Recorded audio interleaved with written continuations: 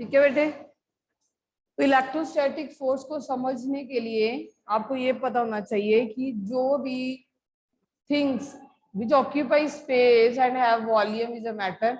ठीक है, चाहिए पेन है जो सक्शन मुंह में डाल रहा है, चाहे स्पेक्स जो सक्शन में लगाई हुई है, दीज ऑल आर मैटर। जैसे ये रूम किसका बना हुआ है? ब्रिक्स का। तो जो आपकी मैटर है वो किसका बना होता है बेटे? एटम्स का। ठीक है, जैसे कि एक सन है वैसे ही एटम में एक न्यूक्लियस है। क्या है? न्यूक्लियस। इस न्यूक्लियस में प्रोटॉन और न्यूट्रॉन होते हैं। क्या होते हैं? प्रोटॉन होते हैं बेटे पॉजिटिवली चार्ज और न्यूट्रॉन होते हैं न्यूट्रल, कोई भी चार्ज नहीं होता है इनके ऊपर। और इस न्यूक्लियस के अराउंड इलेक्ट्रॉन घूमते हैं, वो क्या होते हैं? Negatively charge. क्या होते हैं? Negatively charge. अब आप जब किसी भी मैटर को जब दूसरे मैटर के साथ रब करते हो, ठीक है, आप बचपन में अभी भी करते हो, स्केल को अपने सिर पे लगा के फिर छोटे छोटे पेपर काट के उसको अट्रैक्ट करते हो। हाँ, क्यों ये फिर अट्रैक्ट क्यों होते हैं बताओ? कौन सा फोर्स होता है? Electrostatic force. अब ये फोर्स क्यों राइज हो जाता है? क्योंकि कुछ इलेक्ट्रॉन एक सब्सटेंस से दूसरी सब्सटेंस पर चले जाते हैं। इलेक्ट्रॉन की चार स्पीशीज हैं। ठीक है, इलेक्ट्रॉन अगर मान लो मैंने ये एक मैटर है, इसमें ये वाले एटम है, ठीक है, अब ये दूसरा मैटर है, ये आपका स्केल है और ये आपके बाल है। ठीक है, जब आपने स्केल बाल से रब किए तो एक से दूसरे में क्या हो गए? इलेक्ट्रॉन चले गए। ठीक है, अब किसी भी एटम में जितने प्रोटॉन होते हैं बेटे जी उतने ही इलेक्ट्रॉन होते हैं। अगर 10 प्रोटॉन थे तो 10 इलेक्ट्रॉन हो गए सेम। अगर इसमें से 2 इलेक्ट्रॉन चले गए, मान लो चले गए, तो कितने इलेक्ट्रॉन रह गए? अगर इसमें से 2 इलेक्ट्रॉन चले गए तो कितने इलेक्ट्रॉन रह गए? चले गए इसमें से 10 में से 2 किसी और के ऊपर चले गए तो कितने रह गए?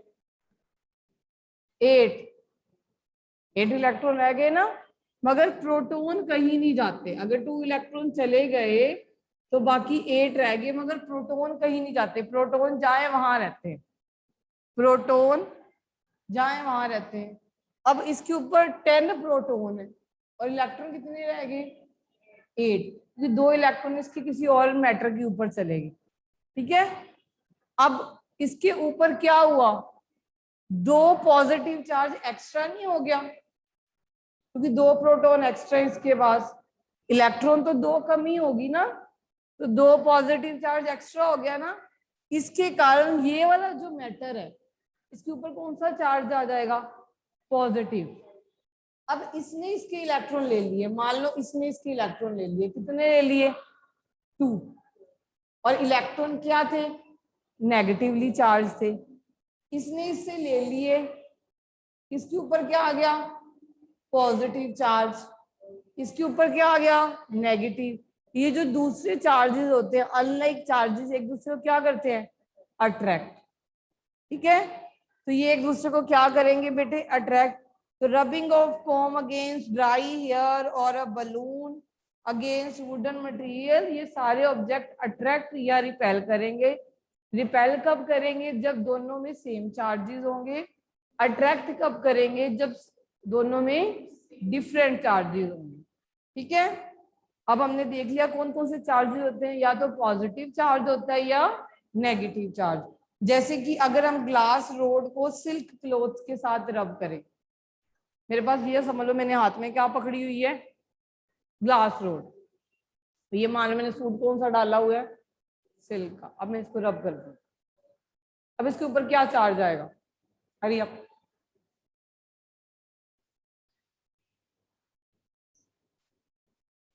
पॉजिटिव। क्या आएगा? पॉजिटिव। ये जो रोड है ये सिल्क के साथ रब होके अपने इलेक्ट्रॉन दे देगी, तो इसके ऊपर कौन सा चार्ज आएगा? पॉजिटिव। अगेन ये कौन सी रोड है? Glass rod. इसको रब किसके साथ किया है? क्या चार्ज आएगा? पॉजिटिव। हो गया यार। फिर नेक्स्ट इज बेटे एबिनाइट रोड। एबिनाइट रोड को जब आप फर या वूल के साथ, अब मैंने ग्लास रोड की जगह पे दूसरी रोड उठा ली, कौन सी है ये? एबोनाइट। अब मैंने ना सर्दियों वाले कपड़े डाल लिए, वूल फर वाले, अब मैंने रब करी, अब इसके ऊपर कौन सा चार्ज आया? नेगेटिव। ठीक है। जब मैंने ग्लास रोड उठाई तो कौन सा चार्ज आया था और किसके साथ रब किया था? ठीक है। और जब मैंने वूल के कपड़े डाले तो किसके साथ रब किया? एबोनाइट को वूल के साथ, तो क्या है? Negative charge. फिर तो पॉजिटिव बोल रहे हैं। ठीक है। ओके। अच्छा, अब ये भी एबोनाइट की रोड है, अब ये भी एबोनाइट की रोड है, ये दोनों एबोनाइट की है, और दोनों को मैंने फर वाले कपड़े से रब कर दिया। दोनों के ऊपर क्या चार्ज आया? अब दोनों को मैं पास लेके आऊंगी, ये अट्रैक्ट करेंगे या रिपेल करेंगे? दोनों नेगेटिव है, देख ले, फिर सोच ले। हाँ, सेम चार्जेस वाले क्या करेंगे? दूसरे को रिपेल। अच्छा, अब ये मेरी ग्लास रोड है, इसको मैंने किससे रब किया था? सिल्क के साथ, तो क्या चार्ज आया था? अब ये मेरी कौन सी? एबोनाइट की रोड, इसको किसके साथ रब किया था मैंने, तो क्या चार्ज आया था? नेगेटिव। अब दोनों को मैं पास लेके आई, तो एक दूसरे को क्या करेंगे? फिर रिपेल करेंगे। ये कि पॉजिटिव और ये नेगेटिव है, रिपेल करेगा, फिर क्या करेगा? Unlike charges will attract each other. ठीक है। ओके। तो आपको ये समझ आएगी कि अच्छा, method of charging, it is written there is 3 method of charging: charging by friction, charging by conduction and charging by induction. ठीक है। चार्जिंग बाय फ्रिक्शन, ये जो आपने हमें 2 बार रब किया, हमने इसको किससे रब किया? ये एबोनेट में, फिर से इसको रब किससे रब किया? क्या चार्ज आया? इसको किससे रब किया? ग्लास रो किससे रब किया? क्या चार्ज आया? तू बोलेगा ही नहीं। ठीक है। अब ये कैसे चार्ज किया? रब करके। रब करके ना, इसे कहते हैं चार्जिंग बाय फ्रिक्शन। क्या कहते हैं जी? तो this is the first method कि हमने इसके ऊपर चार्ज लेके आए। कैसे चार्ज लेके आए बेटे? रबिंग करके चार्ज लेके आए, तो it is known as charging by, क्योंकि फ्रिक्शनल फोर्स लगा, ऑपोजिट फोर्स लगा। So this is the first method by which charging can be done. Okay. So next is bete charging by conduction. ठीक है, charging by conduction.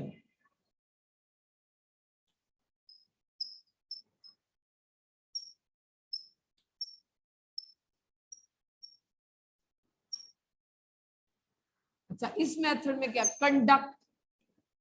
Conduction. Conduction क्या होती है? Electricity conduct होती है ना?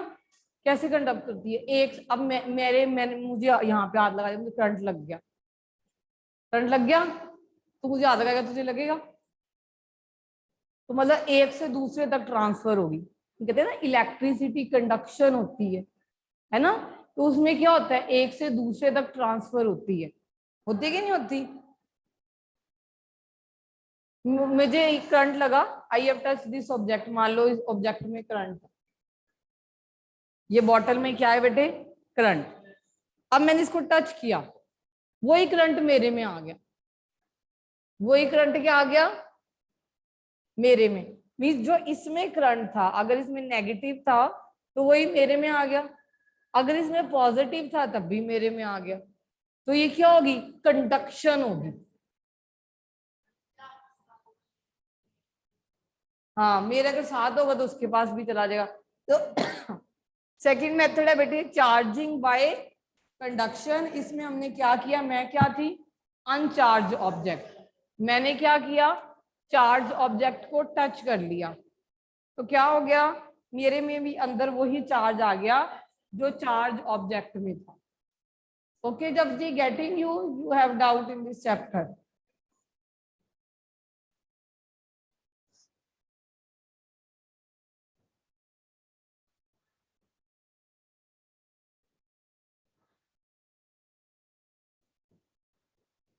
Okay now is charging by induction.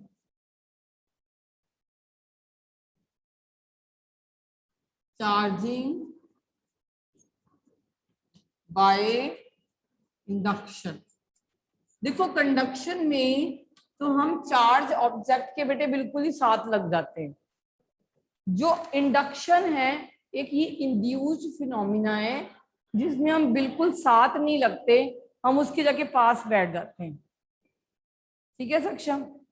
अब definition जो है वो है ये, process of charging an object by keeping it near the charge object and it is called charging by induction.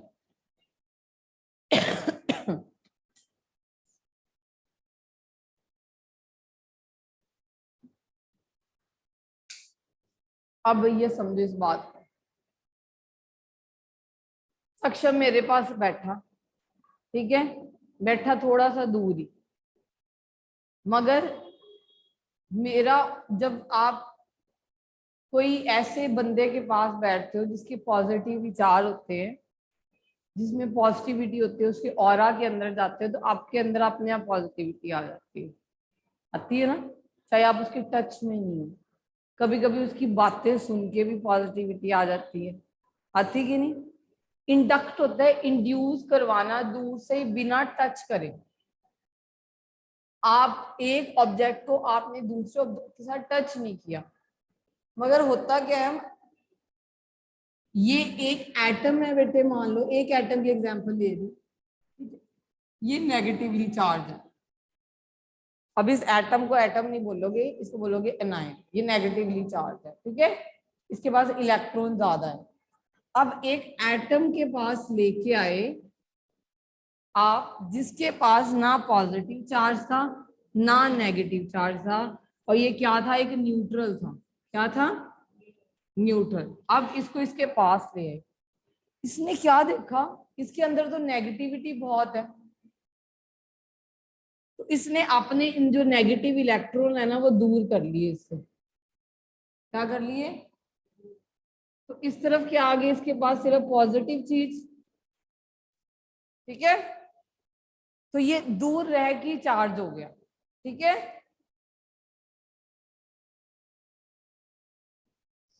देखो इस केस में जो चार्जिंग बाय कंडक्शन थी, जो चार्ज इस बॉटल में था वही चार्ज मेरे में आया, समझ रहे हो बात को? मगर जब चार्जिंग बाय इंडक्शन करते हो, जो चार्ज इसमें है वो मेरे में नहीं आएगा पहले। अब ये नेगेटिव चीज फेंक रहा है मेरे ऊपर, जो मेरी नेगेटिव चीज होगी वो पीछे चली जाएगी, इसके सामने क्या आएगा, मेरा पॉजिटिव। तो एक एंड मेरा क्या बन जाएगा, पॉजिटिव, और जो पीछे वाला एंड है वो नेगेटिव बन जाएगा। समझ आ रही है बात? समझ आई? जब बेटे आप चार्जिंग बाय इंडक्शन करते हो तब क्या होगा, ये क्या चार्ज है, नेगेटिव चार्ज। इस नेगेटिव चार्ज के मैं साथ में नहीं लगी, मैं पास आके बैठी, बिल्कुल पास आके बैठ गई। अब ये क्या हुआ, मैं बिल्कुल टच नहीं कर रही, ये दूर है बॉटल, मेरे पास नहीं है, पर मैं बैठी इसके पास हूँ। तो ये नेगेटिव इसके इलेक्ट्रॉन थे, इसके पास क्या चार्ज था, नेगेटिव। तो मेरा जो नेगेटिव है वो कहाँ चला जाएगा, दूर चला जाएगा, और इसके पास कौन सा एंड आएगा, पॉजिटिव। अगर ये पॉजिटिव चार्ज होता तो इसके पास कौन सा एंड आता, नेगेटिव। इस केस में बेटे कंडक्शन की केस में जो चार्ज उसका था वही मेरा, इस केस में जो चार्ज दूसरे का है वही चार्ज मेरा नहीं है, दूसरे के पास मेरा ऑपोजिट चार्ज आएगा। Got it? So charging by induction means charging an object by keeping near to the charge object and it is called charging by induction. So if the object is positively charged, the other object will have negative end near to it, and if the object is negatively charged, then other end will be having the negatively charged. उसका कौन सा charge बनेगा बेटे? That is one the positively charged. ठीक है, तो इसको transference of charge समझाने के लिए you have done gold leaf electroscope, that we will do tomorrow. ठीक है, अच्छा अभी हमने इतना सारा कर लिया. Let me ask you some MCQs, देखते हैं हमें कितना समझ आया. ठीक है, charges are of dash types. कितने टाइप्स के चार्जेस होते हैं? वेरी नाइस, सक्षम को भी आ गया. There is 2 type of charges. The positive charge on the glass rod, the electric charge on the glass rod, when it is rubbed with the silk cloth is. जब हमने glass rod को silk के साथ रब किया था, कौन सा चार्ज आया था? अब नहीं सक्षम बोलता, पॉजिटिव. लाइक चार्जेस क्या करते हैं एक दूसरे को? लाइक चार्जेस रिपेल करते हैं. Charge glass rod and ebonite rod क्या करेगी?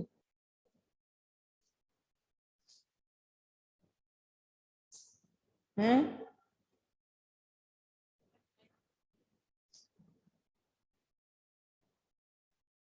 अट्रैक्ट. टाइप ऑफ, अच्छा ये तुमने साइंटिस्ट का नाम याद किया ही नहीं याद है कि type of charges were discovered by. क्या आपको आता है? आपने पहले चैप्टर पढ़ा होगा. Type of charges are discovered by. किसने डिस्कवर किया था टाइप ऑफ चार्जेस? कितने टाइप ऑफ चार्जेस होते हैं? Japji is already, Somil is giving the answer. Somil raise the hand and tell the answer to everyone. Somil just raise the hand बेटे.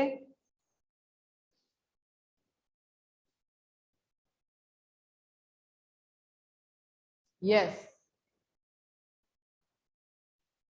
Ma'am, the charges were of 2 types, positive and negative. They were discovered by Benjamin Franklin. Benjamin Franklin.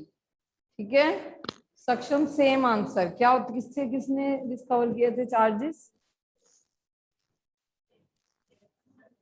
Benjamin Franklin.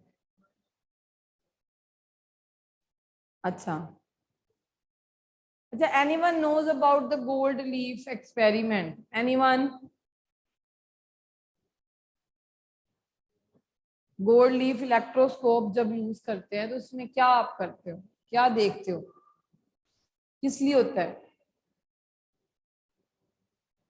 Gold को?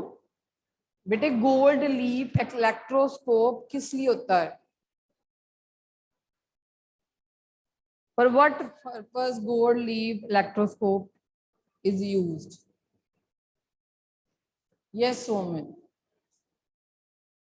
You can't see the charges.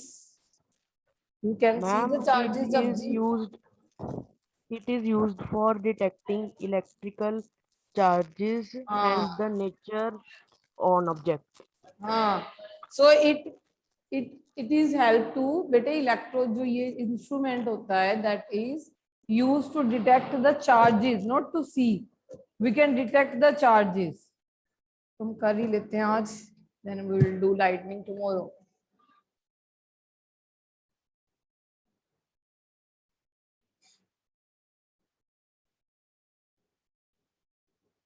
So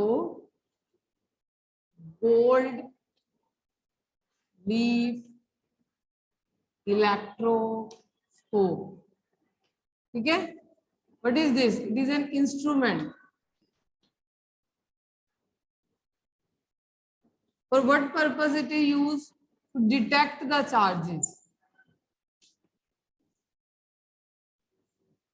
मतलब अगर मैंने पता करना हो कि glass rod पे कौन सा चार्ज आया है, अब तो हमें पता ही है कि पॉजिटिव आया है. माइट भी किसी को ना पता हो, अगर हमें पता करवाना हो कि इसके ऊपर चार्ज है या नहीं है, तो हमने डिटेक्ट करवाना हो किसी ऑब्जेक्ट पे, तो ये डिटेक्ट करवा सकते हैं. और साथ ही हमें ये भी पता चल जाता है बेटे नेचर ऑफ चार्ज कैसा है. मतलब ये पॉजिटिव है या नेगेटिव है। ठीक है, ये दो चीजें पता करवाने के लिए यूज होता है। One to detect the charge, other is to detect the instrument. है बेटे, आपने डायग्राम नहीं करी थी तब? करी थी, मैम ने करवाई थी, भूल गया? फिर चलो let us draw the diagram. बना दे, चल बनाओ। तो दिस इज डिस्क, साथ साथ बनाओ तभी प्रैक्टिस होगी।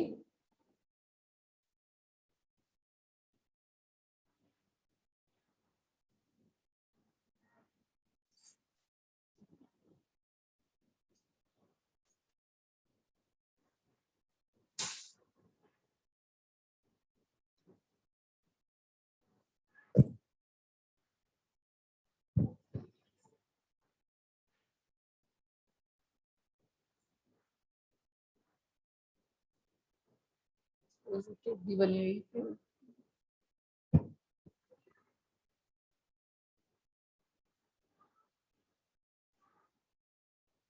ठीक है,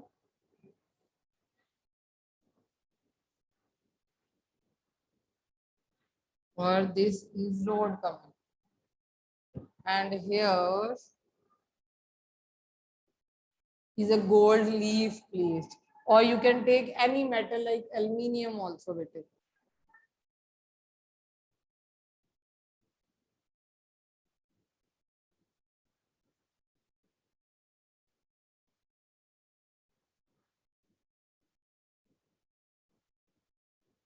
Any metal like aluminium too।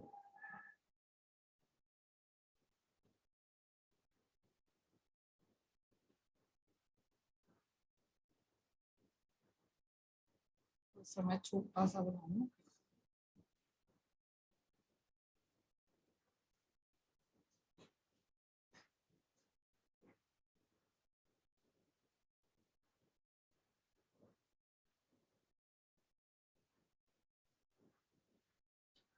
ठीक है, this is a gold leaf which is placed।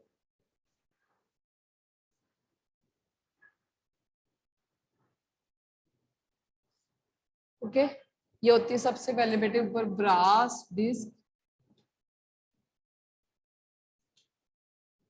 Not visible.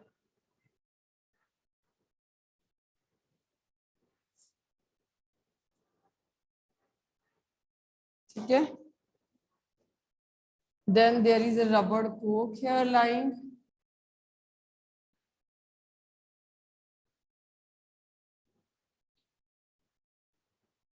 Then there is a glass jar।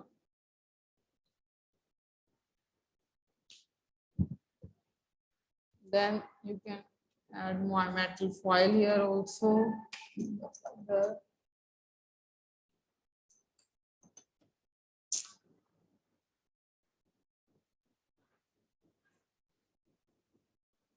This is metal foil।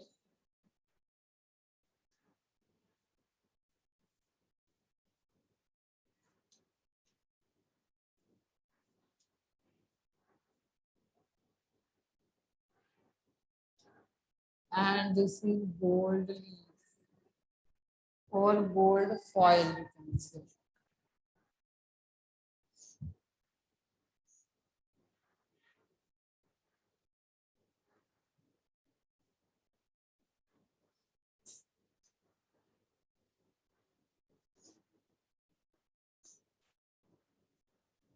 अब ये देखो, ये अब मुझे सक्षम बताएगा गोल्ड लीफ और जब एक्सपेरिमेंट करेंगे।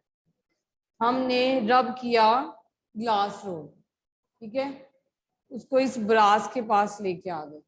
अब ब्रास क्या है बेटे? ब्रास क्या है? It is alloy of the metals. ठीक है, मेटल जो होते हैं बेटे वो इलेक्ट्रिसिटी कंडक्ट कर सकते हैं। तो जो ब्रास है ना वो अलॉय है मेटल्स का जो इलेक्ट्रिसिटी कंडक्ट कर सकता है या कोई भी इलेक्ट्रिक करंट कंडक्ट कर सकता है। मैंने क्या किया, मैं ग्लास रोड रब करके, ये मेरी ग्लास रोड है, ये मैंने हाथ में पकड़ी है फिर से, और मैं इस ब्रास डिस्क के पास ले, ठीक है, किसके साथ रब करेंगे इसको? सक्षम बताएगा मुझे। ग्लास रोड को किस तरह रब करेंगे?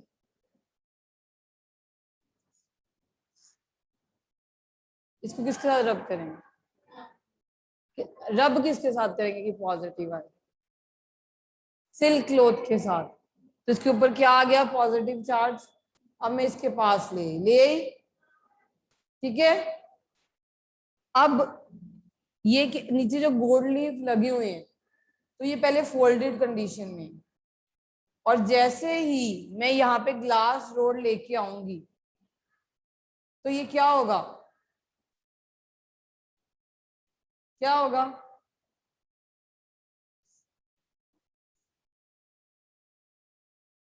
सक्षम, ये मैं ब्रास रोड के पास ग्लास ये अपनी रोड ले आई ब्रास डिस्क के साथ।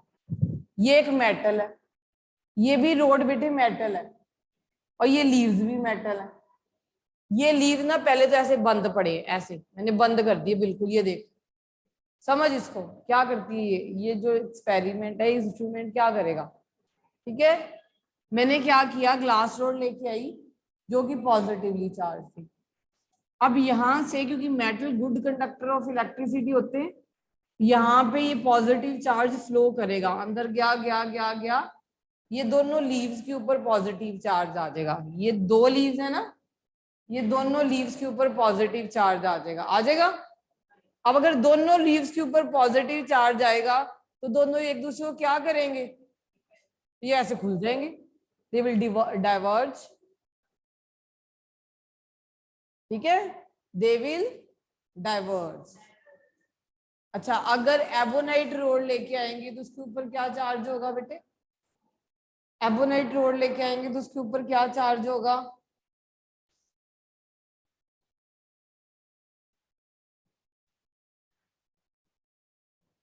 If you will become ebonite road के ऊपर क्या चार्ज होगा? अगेन सक्षम, एबोनाइट के ऊपर क्या चार्ज आया था? नेगेटिव। अगर हम नेगेटिव यहां लेके आएंगे तो नेगेटिव यहां से फ्लो करेगा, फ्लो करके इसके ऊपर पहुंचेगा। अब मान लो इसके ऊपर कोई चार्ज नहीं है, नहीं है, ये ऐसे है। अब ये दोनों के ऊपर नेगेटिवली चार्ज आ गया। अब दोनों के ऊपर नेगेटिवली चार्ज आ गए तो दोनों क्या होंगे? रिपेल करके इस पोजीशन में आ जाएंगे। इसे बोलेंगे बेटे दोनों क्या हो गए? डाइवर्ज। क्या हो गए? तो इससे हमें क्या पता चला कि इसके ऊपर, पहले तो हमें ये पता चला कि चार्ज है ये नहीं है। We have detect the charge, we have detect the charge कि glass rod when rubbed with silk is also having charge, and ebonite rod rubbed with fur or wool is having a charge.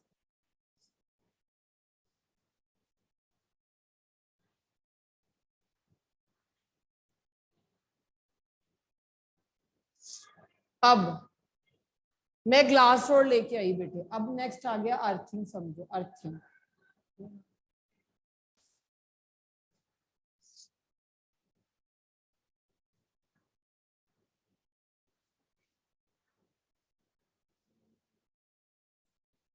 अब ध्यान से समझो इसको, ठीक है। Now next is earthing. समझोगे तो बेटे याद रहेगा, अगर डेफिनेशन क्रैम करते रहे फिर नहीं याद रहना, ठीक है। अब मैंने क्या किया, मैं यहाँ पे ग्लास रोड लेके आई और ये लीव्स हो गए डाइवर्ज, ठीक है बेटे। अब मैंने क्या किया, अपना हाथ उठाया और इस ब्रार डिस्क को टच कर दिया, तो ये जो लीव जो डाइवर्ज हुए थे ना, फिर से साथ में जुड़ गए। क्यों? सोचो क्यों?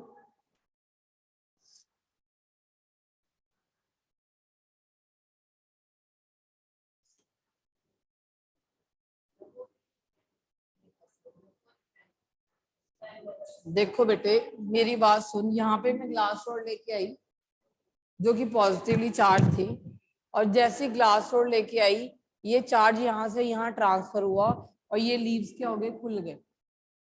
मैंने ये खुले हैं, अभी लैब में गए हम, यहाँ रोड लेके आए, चार्ज ट्रांसफर हुआ, ये खुल गए।